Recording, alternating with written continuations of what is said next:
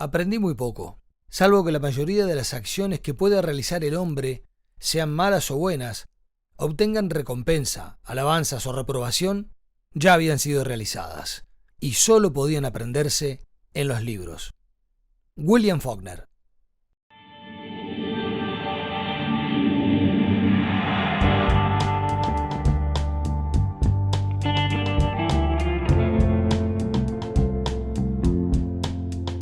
La Tierra Dividida. Conversaciones sobre libros.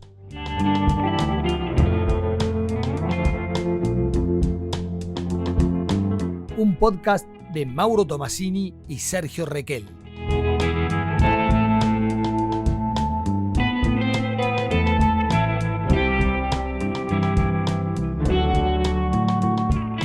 ¿Cómo anda, don Sergio? Y acá andamos con una semana de atraso, Bueno, pero esto... como estamos acostumbrados ya. Y lo que pasa es que esto es muy... Eh, Es muy versátil. Sí, es versátil. Lo que reconozco sí es que durante este tiempo que estuvimos sin grabar el podcast, no fue ausencia de lecturas el problema, Sí. No, porque pude leer bastante más que inclusive de podcast a podcast, sí. sino que fueron otros problemas de tiempo que tuvimos, pero no viene al caso. Ya teníamos todo hecho, pero nos faltaba el día y la hora porque... Exacto. El tema es que me planteó algo que vos decías en otros anteriores podcasts, el dilema que te plantea la lectura de los que los terminás y decís, ¿Qué hago con esto? ¿qué hago? ¿Lo Bueno. reseño? ¿No lo reseño? Sí. Hay una Y cosa... opté, no, perdón, Sí. y cortito, y opté ¿No? por descartar 4 después. Sí. Lo explico por qué, pero... O lo digo ahora, el nuevo premio Nobel que leí las dos libros breves que tiene, ¿Eh? me pareció que no es significativo ni representativo de su obra, a mi gusto y a mi entender. Por ende, no me pareció oportuno reseñar libros que no representan su ADN literario, ¿no? Y luego leí un par de autoras argentinas que dentro de lo que son novelas bien escritas, Perla Suez y Laura Alcoba, concretamente. Ujú. Terminé por descartarlas también y opté por otras 2 novelas Ujú.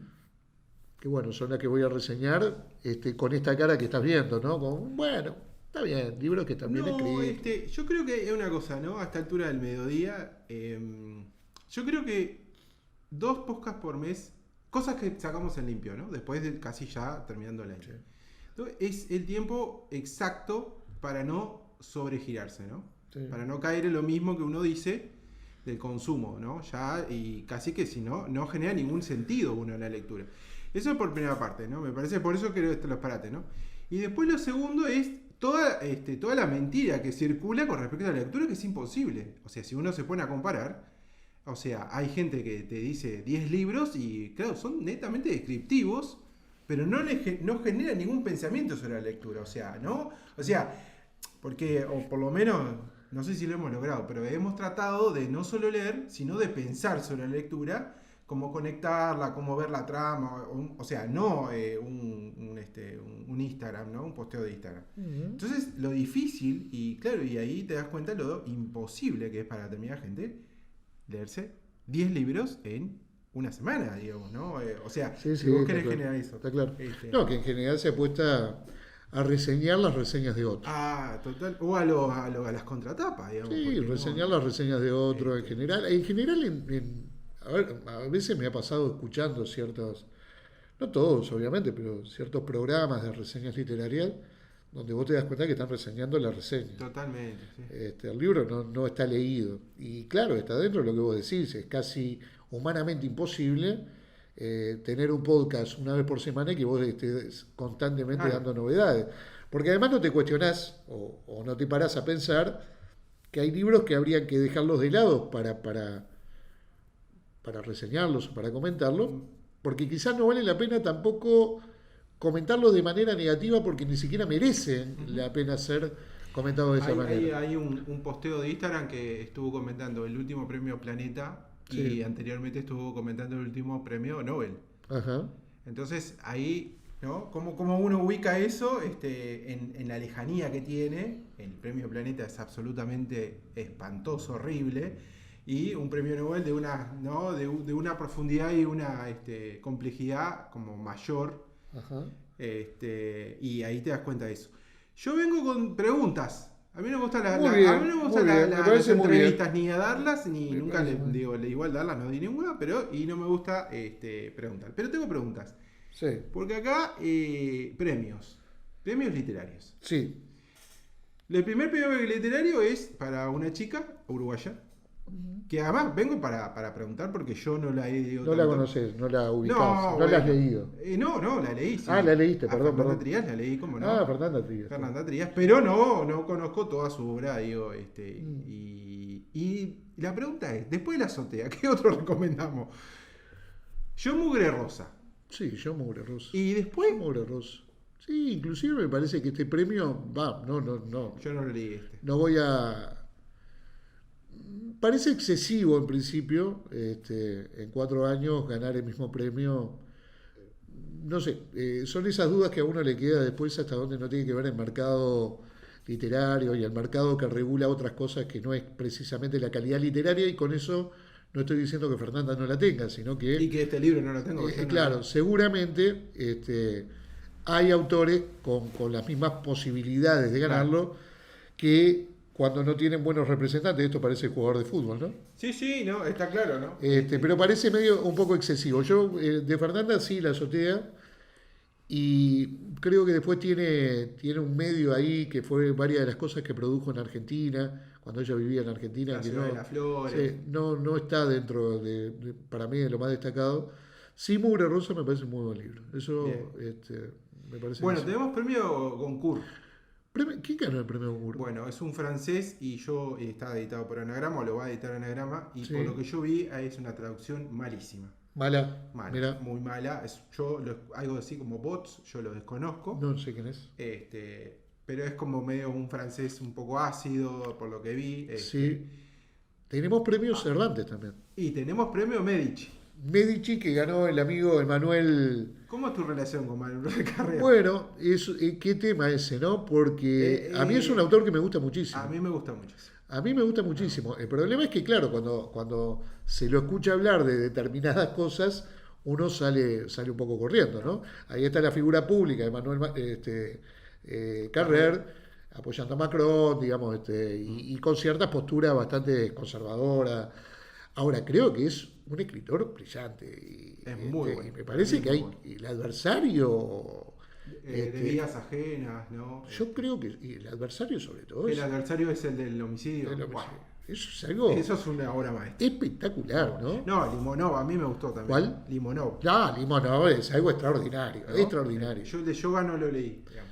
El de yo tampoco lo leí, pero Limonov es algo Pero- extraordinario, que después leyendo a Limonov te das cuenta Sí, que que- lo había leído muy bien. Lo había leído muy bien. Bueno, premio Medici. Premio Medici, No sé. hace un par de días. Y Sí. el premio Cervantes, Cervantes. ¿tenés el nombre ahí No, anotado? no, Bueno, es yo un voy señor, es un señor. Es un señor mexicano Sí. que la verdad yo no había leído, no he leído, es más, No voy lo a declarar conozco. que no lo conocía directamente, y que tiene 3 libros. A ver, estoy acá en el celular. Ahí está. Mientras tanto, va. decimos que también tenemos otro premio para Nancy Urrutia, una uruguaya, Bien. fotógrafa, Sí, por el libro que sacó, que si lo pueden comprar, Sí. solo se vende en ad hoc Ajá. vía sí, sí. web. Web. Pero realmente es extraordinario el Sí. libro. Esto fue un trabajo de toda la gente de ad hoc y de Javier Calvelo, y sacó el premio de Elmira Agustini Mira. por el libro, y sacó un premio también en San Pablo ese libro. Urrutia es. Nancy Urrutia, Nancy que Urrutia, todas la sí. deben de conocer por Sí. las famosas fotos de las presas saliendo de la cárcel central. Exacto. También la de la vieja, ¿cómo es? Ay, se me fue el nombre, la de Madres y Familiares, dándole una carta en el 85 en una batalla de las Eve. piedras. No, Madrid Familiar acá, Luisa Cuesta. Luisa Cuesta dándole una carta a Sanguinetti, esa es Ajá. una famosa foto también en una batalla de las piedras. Pero el libro, inclusive en la parte de atrás, tiene toda una cronología con todos los archivos fílmicos. Es muy Es muy bueno. Bueno, muy bien. Y bastante Buen barato para dato. hacer un libro de fotos, ¿no? Sí, claro, que son Porque libros caros en son general, muy ¿no? caros. Son libros muy caros. Bueno, el ganador de Premio Cervantes, Gonzalo Celorio, Gonzalo Celorio. 77 años de edad, mexicano. Lo ha editado Tusquets acá. Acá no, ni siquiera acá en España, quiero decirlo, editó Tusquets. Creo que aquí, salvo Escaramuza, que creo que tiene un par de libros perdidos de él ahí, si uno busca no encuentra. Ahora va a venir seguramente por Seguramente. Tusquets. Pero digital sí se puede conseguir. Y hay un libro, hay 3 libros que hacen una especie de autobiografía de su familia, o una biografía de su familia, perdón, y por ende una autobiografía también de él. Y yo me acerqué al primero y debo haber leído 20 páginas. Realmente escribe Sí. de Bueno, manera es que maravillosa. Y no es de extrañar porque el Premio Cervantes es otro premio que mantiene todavía un nivel. Sí, mantiene sí. nivel. Uno le puede gustar más o menos el autor elegido, Totalmente. pero evidentemente es un premio de calidad. Por algo se lo considera, bueno, como al concurso se lo considera casi el Nobel en letras francesas. Bueno, el Cervantes no cabe duda que es el Nobel en letras en español. Totalmente. Todo lo escrito en español. Bueno, creo que es un autor a Destacar. acercarse. Y lo último que Sí, tenemos a para ver. este comentario es la muerte de nuestro amigo Peter Watkins. Sí, es verdad. Es verdad. ¿No? Cineasta, Cineasta. intelectual, bueno, vean lo que encuentre de Peter Watkins, sobre todo La Comuna, La Comuna. Edvard Munch, Pushing Park es extraordinario. Ajá. Todo lo que tiene él está muy bien. La semana pasada fue. No, creo que esta semana, me ¿Esta parece. semana Sí, fue? es el fin de semana. Sí. Ya con Con unos cuantos años. pero bueno, es un tipo muy interesante. Sí, sí. Bueno, bien, hicimos una introducción. Debería pasarlo en los podcasts futuros. Y giró el documental, Peter Watkins. O sea, le dio un giro que hasta el día de hoy todos los que vinieron después lo tuvieron en cuenta. Digamos. La verdad, sí. Pero sí, esto deberíamos hacerlo más seguido. Un poco para hacer un peloteo y no caer solamente en los 4 libros que podemos traer o lo que sea, sino hacer un peloteo general. Bueno, ¿qué tal? arranco. ¿Cómo no? Bueno, comentado lo anterior, de que no encontraba sinceramente Sí. Comencé a leer un par de libros que son un tanto distópicos y me pareció que los podía relacionar de alguna manera. Son libros que refieren de forma lateral a la resistencia ante el abrumador peso del mercado y de la violencia y de la dictadura sobre el arte. Y bueno, a pesar de que no son 2 grandes libros, me pareció interesante poderlos de alguna manera ensamblarlos. Y bueno, vamos a comentarlo. El primero va a ser Toque de Queda, de Cecebal, y vamos a comprar un poeta de Afonso Cruz.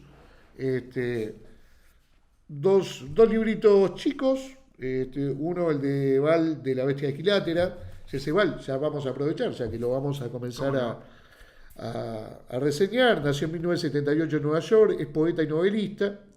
Fue finalista y ahí hablan de todos los libros. Este libro es del año 2011, lo escribió en el 2011. Sin embargo, él tiene otro libro que yo reseñé, incluso de forma escrita, en alguna de esas páginas que tenía, que no lo encuentro acá. Bueno, ya me va a salir. Que me pareció una novela bastante parecida a esta, que tiene algunos toques naif, si se quiere, pero que al mismo tiempo habla en profundidad de ciertas cosas. Entonces me parece que hay que rescatarlo por ese lado.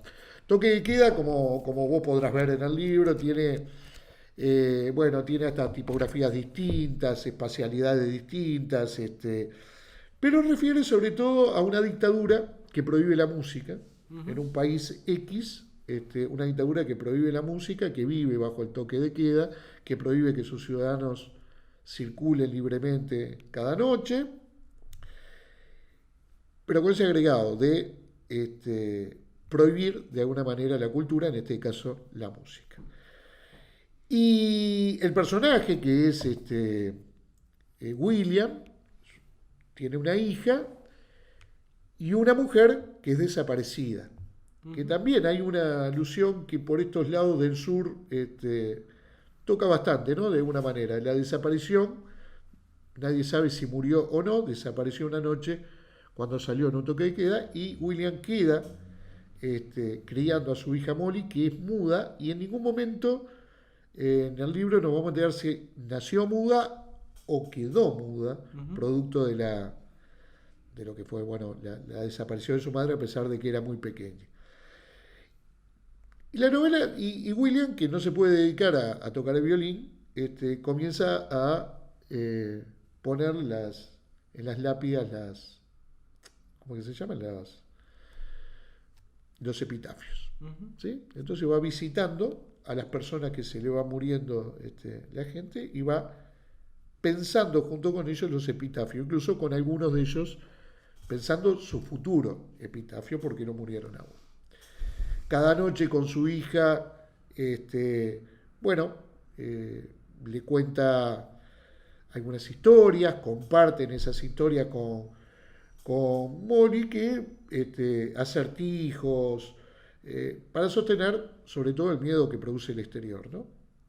Hasta que una noche William tiene que concurrir a alguien que murió producto de la represión de esas fuerzas, de esa dictadura, para escribir el epitafio.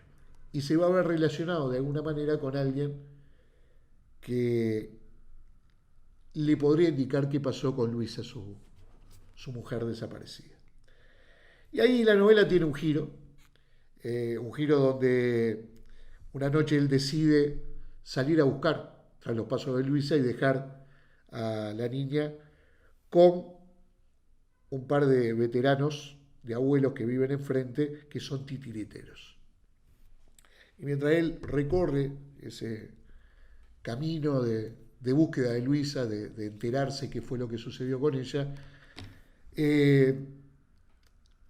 los titiriteros, junto con la niña, que es muda, repito, ella comienza a escribir su historia, de alguna manera, en esa misma noche, y se hace un teatro de títeres donde narra justamente lo que no sabemos de la novela, que narra lo que sucedió antes de la desaparición de Luisa, cómo se conocieron sus padres, qué pasó con William luego de la muerte de Luisa. Hasta que, un final quizás un tanto predecible, nos vamos a enterar de lo que acontece al final en la novela, vuelvo a decir, de manera que uno la podía adivinar. ¿Qué puedo decir del libro? Porque a mí es un libro que me parece que está bien escrito, que toca un tema bien interesante, que es cuando las dictaduras lo primero que golpean es el arte. En este caso toma un músico, un violinista, pero podría ser cualquier otro, podría ser un escritor, podría ser un pintor. Y me sucede que tiene una literatura que podría decir un poco liviana, pero tal vez para un público interesante y sobre todo joven, no estaría mal acercarse más a este tipo de libros que a otros que andan circulando, que ahí sí creo que ya están en una especie de demagogia brutal, esos libros de 800 páginas de fantasía y un montón de cosas que están. Por lo tanto, lo que le rescato a Val, creo que se pronuncia Jesse Val, es esa intención permanente de mirar la cara de la niñez más desprotegida y de los tiempos que nos tocan vivir de fuertes represiones y violencias. Creo que el libro anterior que te mencionaba, que es algo así que ahora lo buscamos, que es prender fuego con una cerilla. Sí, ese. Sí. No recuerdo el nombre exacto, que lo reseñé. Me pareció un libro muy interesante. Que tiene una caja de fósforo. Exacto, una caja de fósforo. Que me pareció un libro bien interesante con respecto a la historia que narraba de esa niña viviendo en un entorno de violencia brutal, violencia familiar, ¿verdad? Bueno, acá lo que traslada es esa violencia, una violencia más societal, del Estado, de un Estado represor, que lo vamos a ver ahí siempre como una sombra, nunca vamos a conocer hechos concretos, más allá de que cuando le dice la abuela, esta veterana, a William cuando se va, cuídese porque mi marido volvió de la calle y vio 4 muertos tirados. Bueno, a través de ese tipo de expresiones concretas, nosotros adivinamos qué es lo que está sucediendo en la calle y el temor de escuchar los balazos y las sirenas, etc. ¿Es un libro para recomendar su lectura? Sí. No van a encontrar una gran literatura, pero sí creo que dentro del contexto de lo que hay, Claro. puede ser un libro interesante. Bueno, perdón, ¿es hombre o mujer? Porque, o sea, No, es hombre, yo sé es hombre. que capaz que Es está hombre, mal es hombre. preguntar esto, pero porque no. Sí, sí, vale, es hombre. Es hombre. Es hombre. Ta, ta, ta. Por eso nació en 1978 en Nueva sí. York. Y acá lo único que hablan es de Además creo que el de la caja de fósforo se hizo como medio bestseller, un poco, Sí, me parece, ¿no? creo que La Bestia de Quilátera tiene, lo que pasa es que este libro ya tiene sus años de impresión, creo que tiene 3 libros de él, 3 novelas. Las 3 novelas son iguales, cambia de tipografía, la espacialidad entre los párrafos se agrandan, se achican. Sí, hay algo lúdico en esa escritura, pero capaz que no hay que confundir eso que decía antes, ¿no? Que si bien hay algo naif o algo lúdico en algunos aspectos, sí en los temas que abarcan me parece bastante profundos. Y uno podrá en todo caso discrepar o no de la forma de abordarlos. A mí este libro me pareció interesante para... Bueno, me alegro. Yo no leí nada de Jesse. No. Bueno, yo en realidad voy a lo seguro, digamos. Sí, claro. Claro. No, en realidad tengo 2 libros, ¿no? El primero es que un libro que lo tenía ahí y no sabía, nunca lo había leído. Los libros que tenemos ahí. Eso que pasa siempre. De Anagrama, de Slavenka Drakulic, que tiene... Slavenka es croata, nacida en el 49, es periodista, tiene 3 libros. Gran escritor. Dos por Anagrama, ahora sacó uno de la mujer de Einstein, por Galaxia Gutenberg, y tiene otro más. Y también ha incursionado en todo el tema de la denuncia, de la guerra de Croacia, ¿no? Etcétera. Y uno de los libros de Anagrama creo que es justamente su... Los 2 sí, exactamente. Es una muchacha que, ese yo lo había leído, es una muchacha que está en Suecia exiliada, o sea, la llevaron y le dicen que, o sea, está en el hospital y dicen que acá tenés tu hijo que ayer pariste. Y ella dice, no, eso no es mi hijo. Y ahí empieza toda una trama. Hay una película muy parecida a esa trama, que es muy buena. No me acuerdo el nombre ahora, pero es buenísima. Con la actriz fetiche de Kusturica, es más. Kusturica hace casi todas las películas con ella. Bueno, y entonces dije, voy a leerlo, ¿qué vamos a hacer? Sí. Slavenka Drakulic, El sabor de un hombre. Sí. ¿No? Sabor de un hombre. Sí. Bueno, vamos a ver de qué se trata, más allá de la contratapa, y empecé a leerlo y inmediatamente me capturó, digamos, ¿no? Y tiene que ver las dos cosas los 2 libros que he traído, ¿no? Yo no me acuerdo, pero yo supongo que Borges decía lo de que al fin y al cabo todas las novelas tenían que ser policiales o con una estructura policial. Estuve tratando de buscar. Nosotros sacamos 2 revistas o 3 de La Tierra Dividida. 3. Bueno, en el tercero. Que ninguno lo tiene salvo nuestro amigo Walter Bordoni. En el tercero incluimos un texto de Héctor Tizón sobre la novela francesa policial. Que creo que vos me prestaste Las fronteras de Héctor Tizón, de ensayos. Sí. ¿No? Bueno, estaba ahí, está. Primer número entonces. Porque Tizón fue el primero. El primero, bueno, no lo encontré entonces. No sé no dónde entonces. Bueno, yo recuerdo que él escribió sobre la novela policial e hizo un contrapunto con la inglesa. ¿No? Porque lo recuerdo bien eso y que tiene que ver con el segundo libro, pero tiene que ver con la construcción de la trama, ¿no? Bueno. ¿Cómo viene el libro? Ella es húngara y él es brasileño. Se encuentra en Nueva York, viviendo un romance, un amorío, digamos, son amantes. Él tiene su pareja en Brasil. Él está estudiando ¿cómo es? Los sobrevivientes de los Andes. Como una especie de antropología, digamos, de su tesis de doctorado, ¿sí? Exactamente, haciendo entrevistas, inclusive cita a algunos entrevistados, a los sobrevivientes de los Andes, como una tesis de antropofagia, ¿no? Y empieza a hacer toda una elucubración del tema de comer a los cuerpos y cómo fue y todo eso. Se trata de hacer eso y ella está trabajando ahí por un tiempo determinado. Y bueno, tiene un amorío, son amantes. Pero ¿qué pasa? El libro empieza diciendo que ella está limpiando el apartamento donde ellos vivían, porque te da a entender que ellos vivían ahí, juntando fotos, y en un momento dice, simplemente un detalle, dice, y estoy limpiando la sangre del donde se baña la gente, ¿cómo es? De la ducha. De la ducha. Nada más. Sí. Y sigue la novela. Y ahí empieza a desarrollar, bueno, la tesis. En un momento determinado ella tiene un amorío con otra persona, la cual también tiene una relación violenta con esa persona. Él a su vez viaja la madre, la esposa de él y su hijo a visitarlo y se va a otro país. Y ahí hay una serie de desencuentros. Pero en todo esto se va elaborando todo como una reflexión sobre el tema de la antropofagia y sobre el tema de las tesis del tipo. Y ella empieza a contar sobre lo que él está estudiando. Intercambia, ¿no? Todo ese tipo de cosas. Bueno, se va sucediendo todo esto. Y sigue la novela y ella va contando a su vez, que son en distintos tramos de tiempo, todo lo que tiene que hacer para entregar el apartamento, porque ella se vuelve a Hungría. Pero además también, como buenas estructuras narrativas, va para adelante y para atrás y en el tiempo, pero además en los países. Ella en algunos momentos come determinadas cosas, eso me hace acordar mucho a Foller, y vuelve a Hungría y cuenta cuando sus padres, ¿no? Etcétera, etcétera, comían determinadas cosas, y ahí empieza a contar 15 páginas de Hungría, después vuelve a Nueva York, y así sucesivamente.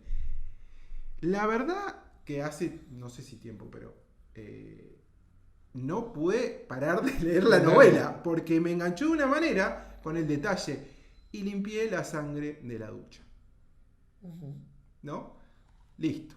Uno puede avisorar algo con el título, pero... Y ahí sigue la novela, ¿no? Entre esto y esto, entre el amante, ella después, en un momento cuando viene la mujer de él a San Francisco, ella viaja ya, se presenta, empieza toda una serie de reflexiones, empieza una cuestión de toxicidad, ¿no? Entre los dos, que también obviamente se entrelaza con toda la teoría de la antropofagia, que ella también está estudiando además.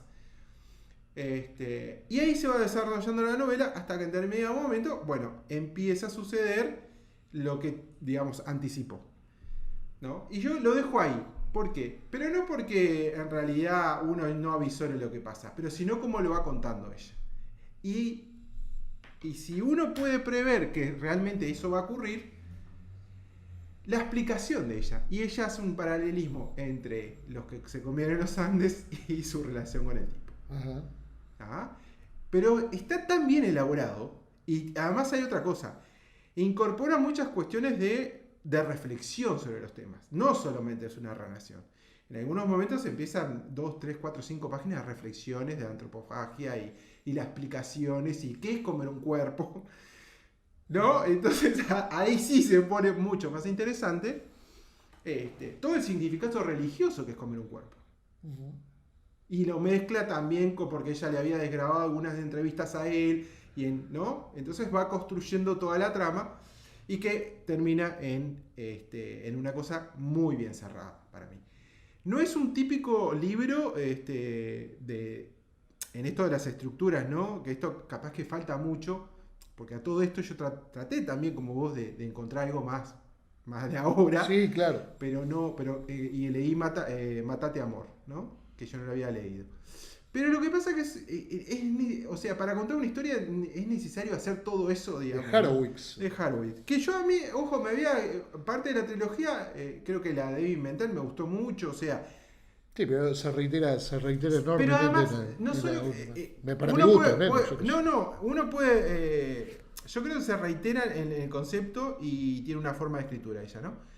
Pero me parece que no es necesario algunas cosas. Sí, absolutamente. ¿no? Sí, absolutamente. Pero toda bueno, la fuga con el hijo, claro, la violencia. Traté de encontrar algo y no pude. Entonces, esto es lineal, simple. Ella narra, reflexiona. Evidentemente le llevó mucho tiempo aprender sobre la antropofagia, porque ella cita cosas del Brasil, de Nueva Guinea, en un momento determinado. para cerrar la novela. O sea, claro, le da un giro en la novela que vos entendés el final, ¿no?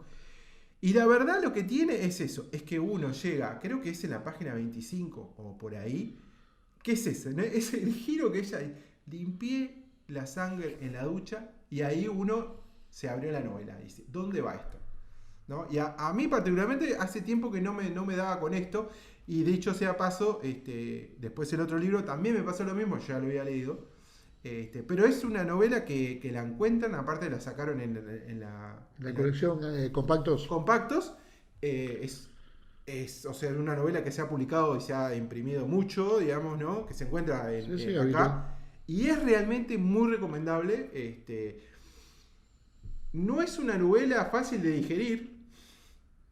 Tiene sus cosas. Yo no la leí. Tiene sus cosas bastante macabras. Bastante macabras. ¿No? Porque la relación se resuelve en función del estudio que está haciendo José. El amante. José y Teresa. Teresa es con Z. ¿Ah? Se resuelve en eso. En las reflexiones entre ellos dos, a partir de eso que ella hace y la relación de ellos dos. Entonces, no es por eso. Tiene partes que son bastante, digamos, macabras. Muy bien, pero no que no llegan al gore, ¿no? Sí. Que son muy sutiles, pero que uno, ¿no? Las disfruta, por decirlo de alguna manera, ¿no? Y además que creo que una de las cosas que me parece, y acá voy a dejar, que creo que me pasó comparativamente con Mátate Amor, es que uno sorprende, o sea, me sorprende la novela por lo bien que está y por lo natural, no por nada exigido. No es esa cosa como de exhibicionismo, ¿no? Literario. Que estoy harto del exhibicionismo literario, de exhibir porque no tenés los recursos para narrar una historia como la gente, digamos, ¿no? Entonces a mí me gustó, es muy lineal, es muy fácil de seguir, si uno, no tiene nada de extraño, ¿no? Pero realmente es fascinante la novela, la recomiendo. El sabor de un hombre, que ya tiene sus años. Y la otra novela que vos dijiste también es muy recomendable. Sí, ella se encuentra menos. Sí, esa no me acuerdo cómo se llama, por eso, que fue la que leí. Claro, sí. No sé si, o sea, hay una película que es exactamente la misma que historia que ella. O sea, la muchacha tiene, ese hijo es de una violación en un campo. Sí, claro. Pero es muy buena. Y el último que ella sacó ahora es La Venga, es sobre ¿Cómo se llama? La mujer de Einstein. Ah, la mujer de Einstein, sí. Que aparentemente está muy bien. No lo leí, sinceramente. Está en Galaxia Gutenberg. Debe estar caro. Claro, pero está circulando acá. Yo lo vi en un Mercado Libre, pero está. Ponele que sea de principio de año. De principio de año. No, entonces anda. Galaxia acá llega bastante bien, la trae Océano y demora unos meses, pero dentro del catálogo que tiene Océano, Galaxia es uno de los que... Bueno, esa es mi... Muy bien. Anagrama entonces. Anagrama y en compactos está, así que... Se puede encontrar fácilmente. 400 pesos. Calculo por ahí. Sí, los compactos están más 500 y algo así. Pero se encuentran. Muy bien. Bueno, sí, a mí con Hardwick lo que me pasó cuando leí Mátate Amor es como una sobredosis de violencia que en muchos casos, si bien existe esa violencia, si bien obviamente las relaciones humanas, bueno, lo estamos viendo lamentablemente en la sociedad todos los días, esto de que los gurises quedan un poco de rehenes de situaciones. Sí. Y me parece que hay una sobredosis también, producto de su propia su propio ADN literario, que tiene que ser violento. Claro, hay cosas bastante autobiográficas de ese libro, que llevó a un juicio con su pareja. Entonces, bueno, a uno también le cuesta poder valorarlo en función de un extremo violento cuando no sabes o sí podés inducir de que a esos extremos se llegó. Pero no fue el libro que más me convenció tampoco. Creo que sí a mí la parte de la trilogía me gustó. Sí, hay parte de la trilogía que está bien. La débil mental me gustó. Sí. Creo que a Inés, o sea, le da el tono con eso. Es mucho menos exhibicionista que sí, es probable.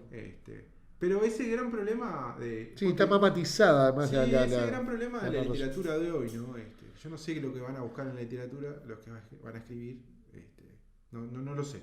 Ese giro cultural no lo llego a entender mucho. Y porque además, hablando de la autografía, para terminar de dejarte, ¿no? Pero es como, qué difícil es también escribir autografía hoy, que sea bueno, Sí, claro. ¿no? El contexto Porque- no ayuda demasiado, Claro, ¿no? Para pero escribir una autografía que sea buena. porque, o sea, ¿no? O autoficción, pero pongámoslo como género, ¿no? Pero claro, para llegar a ser realmente un buen libro de autoficción, tenés que saber muchísimo más capaz que de otras cosas en otros momentos, sin ¿no? duda. Porque digo, pero bueno, Sin son duda. parte de las políticas de las emociones. Un día podemos hablar de ese libro de Sara Ahmed, que a mí me encantó, que creo no ha llegado lamentablemente acá. ¿Cuál? De la política de las emociones. ¿De Sara Mesa? Sí, no, Sara Ahmed. Ah, de Sara Med. Claro, Sara Mesa. No, Sara Ahmed no. Sara Med. Es uno de los primeros libros. Sí, no lo recuerdo. La verdad no lo recuerdo. No, creo que no lo ha reeditado más porque Caja Negra la empezó a reeditar, pero ese no llegó todavía. Ajá. Creo, Sí, sí, Sara o sea, Med yo lo tiene tengo una en Belaterra, pero lo tengo en una edición pero es muy buen libro, muy buen libro. Muy bien. Que habla mucho de la autoficción y todo ese tipo de cosas, ¿no? De la búsqueda de terapia, de la escritura y todo ese tipo de cosas. Los tiempos que nos tocan vivir. Claro, exacto. Bueno, muy Bueno. bien. Vamos al segundo. Bueno. Bueno, siguiendo un poco con la distopía, digamos, viste que se ha puesto un poco de moda también Sí. cierta literatura distópica que habla de mundos que en principio son fácilmente adivinables, si se quiere, o podrían ser fácilmente adivinables, pero bueno. Este sí me parece un libro un poquito más panfleto. No solo es distópico, sino que es panfletario, o tiene ciertos rasgos de panfletario con buenas intenciones. No es el panfleto tradicional que leíamos en la década de 60 o 70, que estaba muy bien escrito, mucho mejor quizás, pero que sí tenía intenciones de encuadramiento claro, sino que acá hay como una especie de queja panfletaria del mundo que nos toca vivir. El libro es también un país X, donde la narradora, que no sabemos su nombre, no sabemos su edad, adivinamos que es pequeña, que es chica o adolescente, pero habla de la escuela, etc. Viven en una sociedad donde todo está expresado en lo numérico. Es más, cuando ellos mismos hablan, los nombres de las personas tienen número, siempre se contabilizan la cantidad de escalones, los centímetros que tienen, no sé, estoy mencionando, porque todo tiene que tener una lógica fría y una lógica... Hasta el punto que yo separé como algunas cosas como para poderlas leer brevemente, son bien breves, como para podernos parar en eso que estoy intentando explicar. Hasta que hay en venta poetas. Es decir, los poetas son totalmente prescindibles, innecesarios absolutamente, pero forman parte casi de lo que sería tener... Casi podríamos estar de acuerdo. Casi podríamos estar de acuerdo, pero sería como tenerlos como si fueran un perro, una mascota, etcétera, ¿no? Entonces, a esta niña se le ocurre en su momento pedir un poeta.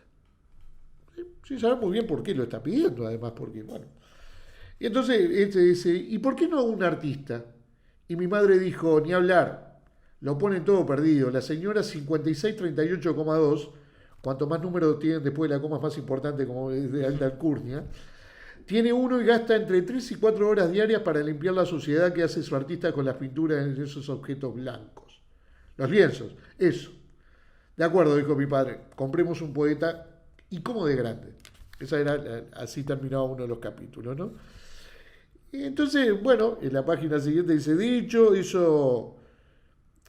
Mi padre y yo fuimos a la tienda a comprar a ese poeta, de hecho no es muy alto como yo, dice la narradora.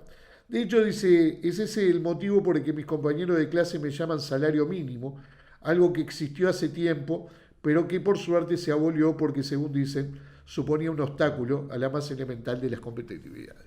Ahí hay esa parte panfletaria que digo que bien es simpática, pero bueno, lo pone ahí en algunos casos medio como forzado, ¿no? A pesar de que al final del libro, esto me adelanto, él hace como un pequeño ensayo de por qué escribió el libro, ¿no?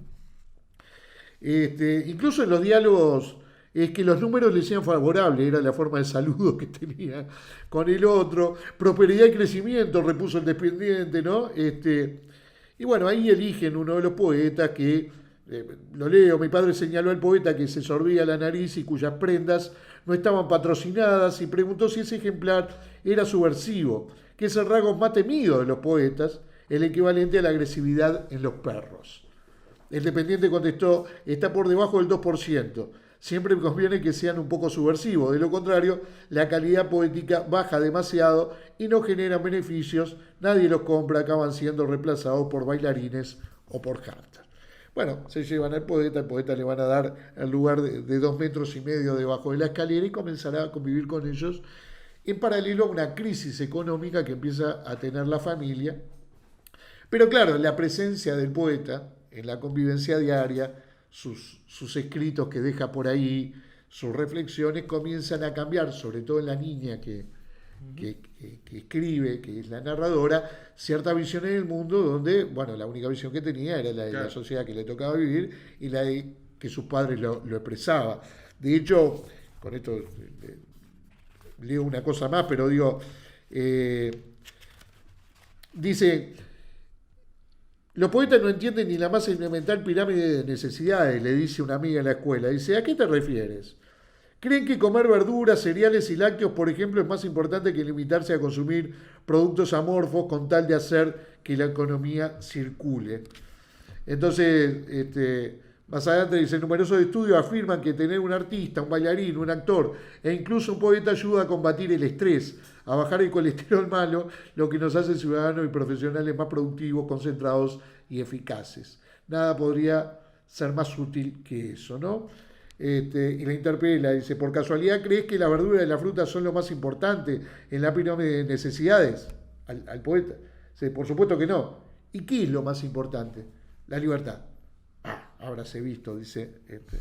Bueno, sobre eso circula casi todo el libro, por eso digo, entre panfletario y bueno, simpático, hasta que se manifiesta una situación familiar de crisis económica y prevalecen los números y hay que sacarse el poeta de arriba y nuevamente termina abandonado escribiendo debajo de un árbol. ¿Qué me pasó con el libro? Te estás riendo igual que yo, digo. Bueno, hay algo en la expresión de estas pocas, porque es un libro muy pequeño, sí, 100 y pocas páginas, que lo transmutaba a la realidad que nos toca vivir, donde el arte, o bueno, especialmente la poesía, está totalmente devaluada. Bueno, ese juego de imaginarse una sociedad donde los poetas sean casi eso, un hámster o un perro, como decía, pero que influyen en cambiar la visión del mundo y comienzan a tener otras miradas, a tal punto que provoca la disolución familiar. La visión del poeta con el paso de las páginas. Entonces, no solo, bueno, hay una decisión de sacárselo arriba, pero las consecuencias son la disolución familiar a partir de miradas distintas que se comienza a establecer. Un libro como el anterior, creo que el anterior es un poco más, más incisivo. Parece ser más un juego de panfleto, pero que no deja de causarnos cierta gracia observando el mundo que nos toca vivir. Así que si tienen ganas de tener una lectura liviana, de verano, esa de la playa, ahí va, esa de la playa, y que dice, bueno, Afonso Cruz, un periodista portugués, vamos a comprar un poeta, podría ser una de esas lecturas para hacer en la playa, tranquilo, con 20 y pico de grados, ¿viste? Cuando te estás ahí diciendo, entro al agua, ¿no? Nuevamente, bueno. Y recordemos que sí es cierto que los poetas están en desuso. Están en desuso, sí. El libro del asteroide. El libro del asteroide. El libro del asteroide. No lo conozco al muchacho. Pero bueno, vamos a ver qué hacemos. Vamos a leer brevemente, a ver si está Sí, dice Afonso Cruz, nació en Figueira de Foz. Esto está bueno que lo hagamos, muchas veces nos olvidamos y lo damos por sobreentendido, pero quien nos escucha no tiene... Bueno, Figueira de Foz, Portugal, 1971. Es escritor, director de películas de animación, ilustrador y músico. Ha publicado una treintena de títulos de ficción y no ficción, y entre ellos nombra a un montón en portugués, porque no está traducido al español, salvo alguno, que La muñeca de Kockskak, Premio de Literatura de la Unión Europea, Un pintor debajo de un fregadero, y Vamos a comprar un poeta, del Libro del Asteroide. Fue escrito en el 2016 y se publica en el 2025. Así que, bueno, lo que dije. Perfecto. Lo tuyo es mucho más serio. Lo que No, no. O sea, yo creo que los poetas son imprescindibles a veces, ¿verdad? Son prescindibles. Famosa frase, vivir con un loco, es mejor vivir con un loco que con un mal poeta, ¿no? Pero no deja de ser cierto. Sí. Pero bueno. Bueno, entonces... No, bueno, pero el problema ahí no son los poetas, sino los malos poetas. Por supuesto, que son dos cosas... no, la poesía es... Pero aparte con todo esto también volviendo a lo mismo, está la jam de poesía, ¿no? Esto que no van a escuchar poesía, van a encontrarse con otras personas, que me parece que eso está bien, pero, o sea, yo creo que la lectura, por esto también de esto que decía recién, dejarla para el verano, ¿no? La lectura la dejás residual para un momento de descanso, de que por qué debería ser un momento de descanso, ¿no? En otro tiempo, ¿no? Digo, porque podés estar cansado en todo el año, digamos. Sí. Pero como es muy residual... No, y es muy gracioso cuando vienen y te dicen, ¿qué me recomendás para leer? Pero que sea divertido. Claro. Que sea divertido y nada que me haga pensar. Y vos decís, no, pero que justamente el día que te recomendemos un libro que no pienses, bueno... Y sobre todo que además, entre los residuales de literatura está la poesía. Porque piensan que es lo más fácil, y en realidad... Toma, te doy Pessoa para leer en Cabo Polonio. Bueno, está. ¿No? Te pegás un corchazo, digo. Pero bueno, está. Esas cosas. Yo, la verdad, la jam de poesía quisiera ir un día a ver qué es lo que hacen, ¿no? ¿Cómo pueden concentrarse? Porque. Bueno, a mí me tocó hace muchos años. Claro, bueno, no, pero que ahora ya como. Ya no sé si pasó de moda, es más también, ¿eh? Sí, creo que sí. Pero es como. Pero es también el tema del silencio y de esa separación que tiene que haber entre la lectura y lo que se lee, ¿no? Esa cosa de soledad que no entiendo ahí a los gritos como uno lo puede llegar a comprender. Pero bueno, está. Yo me voy para lo seguro. Corría como el año 2008, no me acuerdo, 2007, donde decidí mirar todas las películas de Cimerón que habían filmado. Y creo que encontré bastantes, después ahora se hicieron más. Pero básicamente hay en esa época encontré dos de Maigret, ¿no? Estamos hablando de Georges Simenon, el escritor francés de Francia, ¿no? O sea, belga francesa, digamos. Sí. Porque está la belga de la otra que sea el otro idioma. Yo nunca me acuerdo de eso. No, belga, escribió siempre en francés y es uno de los tipos más prolíficos en exactamente. La serie de Maigret creo que tiene 120 títulos. No sé cuántos tiene, pero tiene... Bueno, sin embargo, escribió más libros numéricamente que lo de la serie de Maigret. Totalmente. Y bueno, ahí encontré varios autores. Uno de los que ha filmado más como actor es Jean Gabin, ¿no? Y encontré una película. Hay dos de Simenon y una que es de una novela que no es de Simenon. Se llama Le Chat, el gato. Me quedé absolutamente fascinado con esa película. Y después uno que hace, o al revés, va a buscar libros. Bueno, en esa época lo encontré en Tusquets, muy mal estado. Ahora está en Acantilado, ¿no? No sé si en Anagrama también, porque están haciendo una combinación, sí, Anagrama publica aparte. No sé muy bien, pero sí en el Acantilado está el gato. Sí, además usado se puede encontrar. Usado también, ¿no? Bueno, y porque anteriormente se editaron en Tusquets casi todos, ¿no? Sí, se editaban antes todavía en aquellas ediciones de novelas policiales que venían de A3 con tapa negra dura. Claro, exactamente. Y en unas más chiquitas también Lo había... Lo que pasa es que a mí me queda la duda ahí, que creo que todos los escritos de Simenon en esa no sé si no era RBA o una de esas, sí. Crímenes y Misterios, creo que era la colección.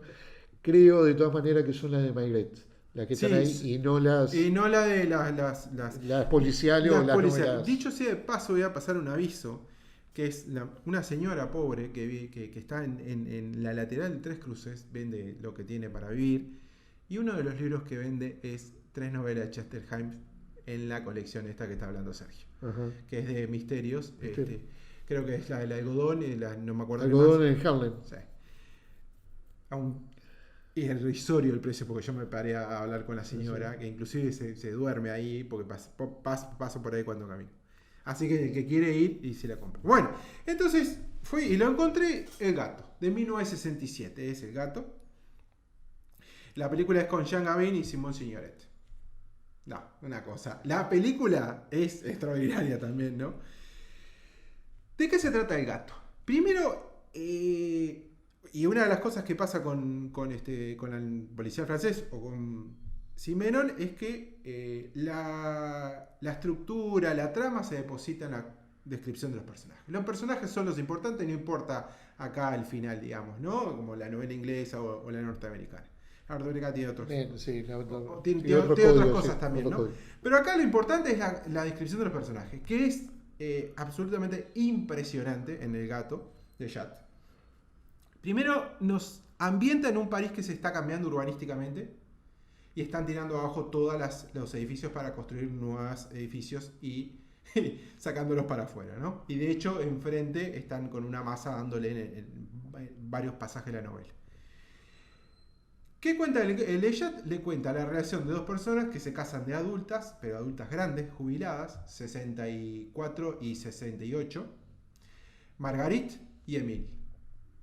Se casan y se van a vivir a la casa de Marguerite.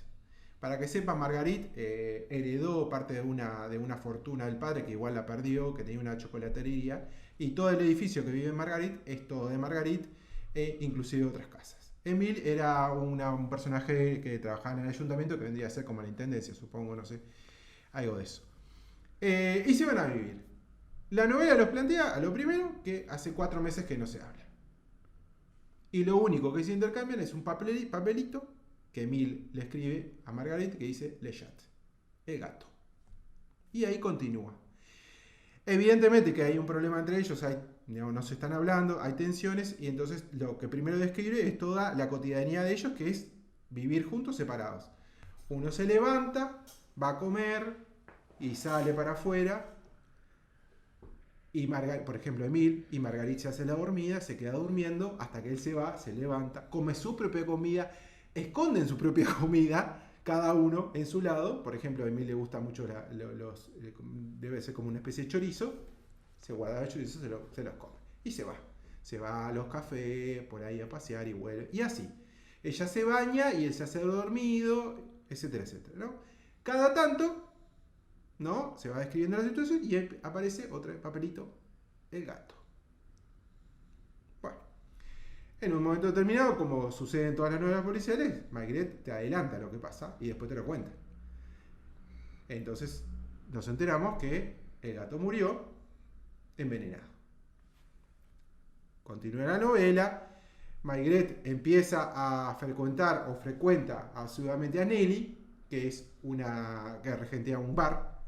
Está Nelly, y va y conversa y bueno, etcétera, etcétera, asiduamente.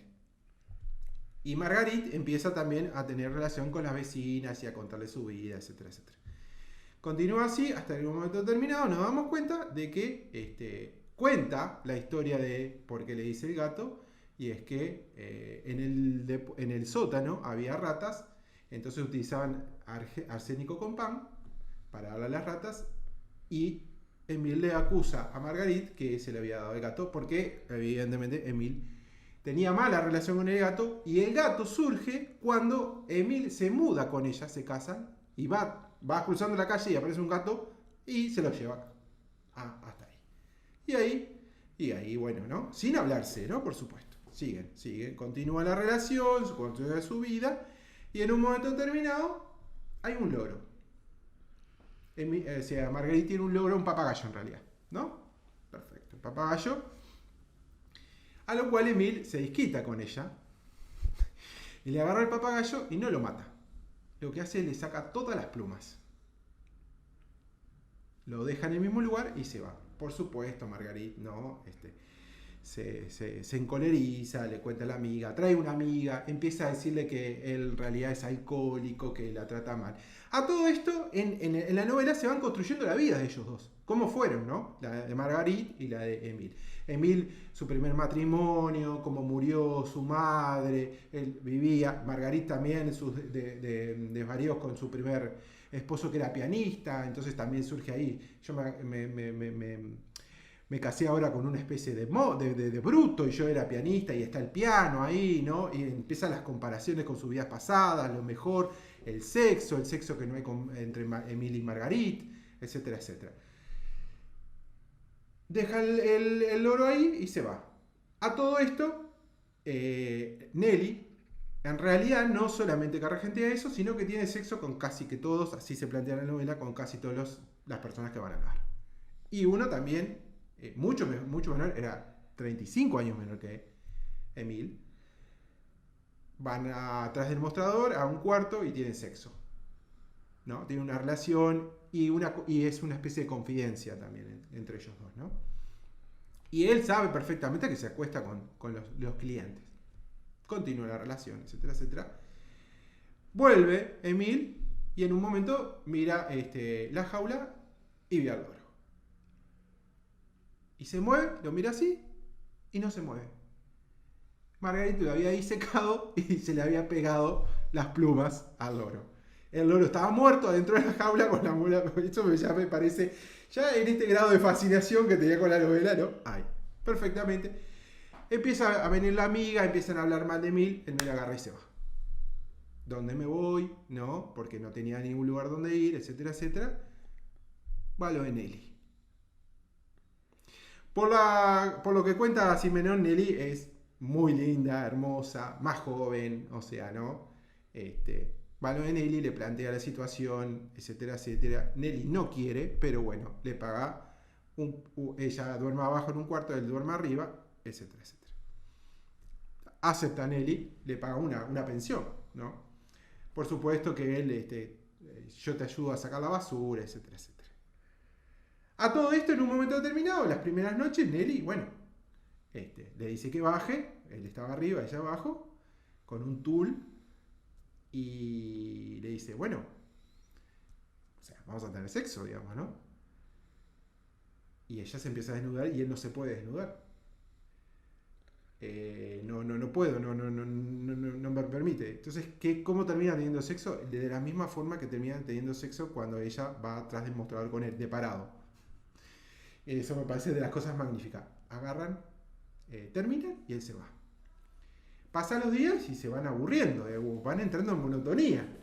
¿Y qué hacíamos con Margarita? Y bueno, lo que pasa es que no hacíamos mucho porque teníamos una tele. Al otro día se compraron una tele. Emile y Nelly mirando la tele exactamente igual que como Margarita. Entonces hay toda una situación extremadamente interesantísima de repetición, que pasan los días y empiezan lo mismo, ¿no? Ya Nelly ya empieza a incomodarse, porque además ella se sigue acostando con los otros hombres, etcétera, etcétera. Él empieza a irse a otros lugares, a ver si encuentra a sus amigos que había dejado de ver, a otros bares, a jugar a las cartas, etcétera, etcétera. Y de ninguna manera. A todo esto, un día va Marguerite, le da el pestillo y nos lleva a entrar al bar, que está él y Nelly hablando, y se va. Y ellos quedan como, ¿qué es lo que va a pasar acá? Pasa más tiempo y van a un parque y él la ve a Marguerite totalmente desencajada, mirando al vacío. Entonces se le acerca, le habla, no le responde, etcétera, etcétera. Y ahí empieza a comerle la culpa de haber abandonado a Marguerite. Bueno, dicho sea paso, vuelve él. Después, obviamente, hay todo un pasaje entre Nelly y él ahí que es interesantísimo. Y vuelve. Y Marguerite, claro, se siente como, gané. Porque él volvió, porque yo no puedo dejarlo, porque es mi marido, etcétera, etcétera. Y básicamente después la novela termina de la mejor manera, pero es poco interesante cómo termina.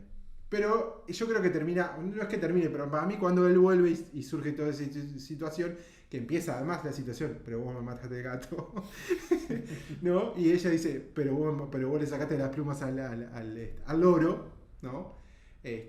Por supuesto que vuelven y se siguen hablando por mensaje de papel, no de boca a boca.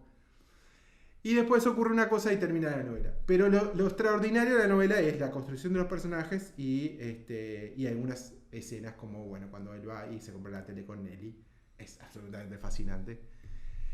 Y las otras de Marguerite también, cuando él se los encuentra en la plaza. Él, ¿qué es lo que hace? Repetidamente, él te adelanta lo que pasa y después te lo cuenta. Entonces, claro, tiene un dinamismo que es absolutamente, pero vertiginoso es poco. Uno no puede dejar de leerla, o sea, para ver qué es lo que pasa. Y ya lo vuelvo a repetir, el final no importa mucho. En un momento determinado ya te ves, o sea, yo para mí, cuando él vuelve o cuando él va a lo de Nelly y se compra la televisión, ahí es la novela, digamos, ¿no? Ahí es la trama de la repetición que él quiere escapar. Porque él, ¿no? Y además toda una reflexión, él quiere escapar. Todas las novelas policiales de Maigret tienen esa todas, lógica, ¿no? Todas, los donde vecinos del frente, ¿te acordás? No, pero los vecinos del frente no es de Maigret, de la saga de Maigret. Quiero decir, de Simenón, pero en especial los de Maigret. El final es quizás lo menos...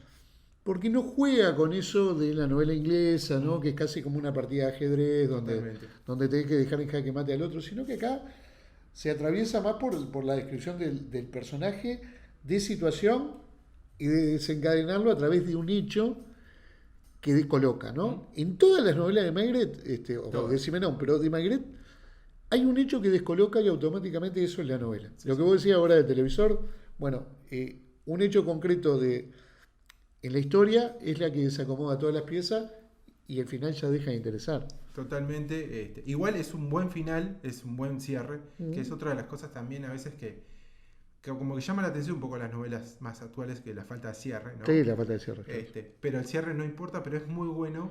Pero ya te digo, de hecho, igual tiene esas cositas, ¿no? Ya lo primero, cuando dos personas no se están hablando, te cuentan, y claro, uno le dice al otro, le chat, o sea, el gato, y sí...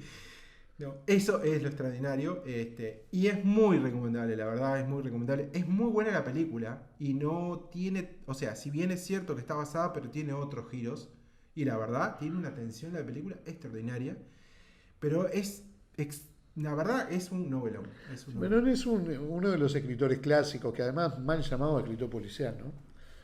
Porque, bueno, pasa con muchos, Chandler, Hammett, de catalogarlos y de encuadrarlos dentro de novelas policiales cuando estamos hablando de escritores enormes, ¿no? Enormes. Y Simenón es uno de los casos. Por más que escribió de forma abundante y obviamente ninguno de nosotros va a llegar a leer quizás la totalidad de libros que escribió, lo que se publica, la verdad tiene una calidad es impresionante, extraordinaria. Uno de los grandes escritores, además de referencia a Onetti, ¿no? Onetti siempre decía que a Maigret podía verlo de espalda y reconocerlo por la calle. Que es una definición que a mí siempre me encantó porque es justamente el amor que uno tiene a un personaje que sería capaz de identificarlo sin haberlo conocido. Me parece que... No, es impresionante. Y creo que iba a decir, cuando empecé hace rato, creo que es Borges, ¿no? Todas las novelas deberían ser novelas policiales, o sea, en la estructura de la trama.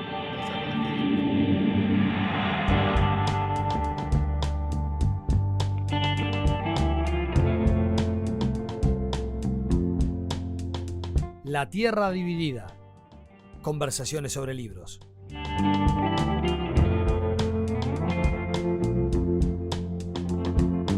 Un podcast de Mauro Tomasini y Sergio Requel.